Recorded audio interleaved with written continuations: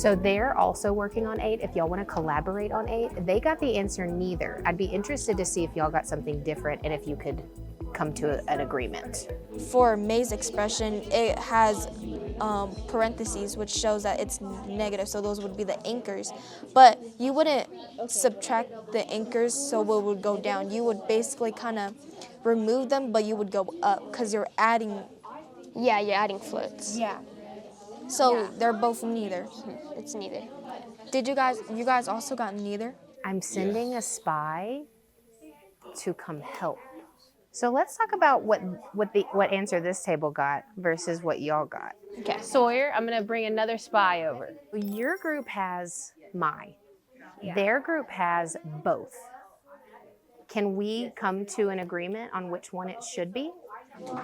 Crow's expression is -2 plus 3 minus 5. -2 plus 3 is 1. Yeah. We got that. We got 1. 1 minus 5 is -4. But my expression, it would be -2 plus 3, so 1. We have 1 minus -5. One of the negative signs hatches on to the other one and it makes a plus sign. So you're left with 1 plus 5. 1 plus 5 equals 6. Similar equations, different answers. Then wouldn't it be Crow's answer? Because if we start at -2, add 3 floats and remove 5 anchors, it would be -4. It would be May's because it says add 3 floats and remove 5 anchors, which shows the expression for the action. For every anchor you remove, the submarine would move up because the anchors give a downforce. So Crow is subtracting the anchors, but when you remove the anchors, it adds more, it makes you go up more. And so that's what I wrote. Crow's gonna make it go back down, but mine's gonna make it go up more to where -5 and -5 are two very different things. So what do you think the final answer is? Wait, wouldn't -5 mean it goes up? The final answer is 6. yeah. Okay, that makes sense.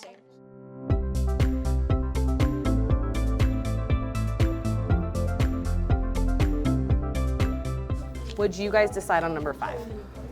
We said yes, because wouldn't you multiply outside of these and then you would multiply the exponents so it'd get 3 to the 8th power and then you add these since it's just multiplying regularly? How do you know that?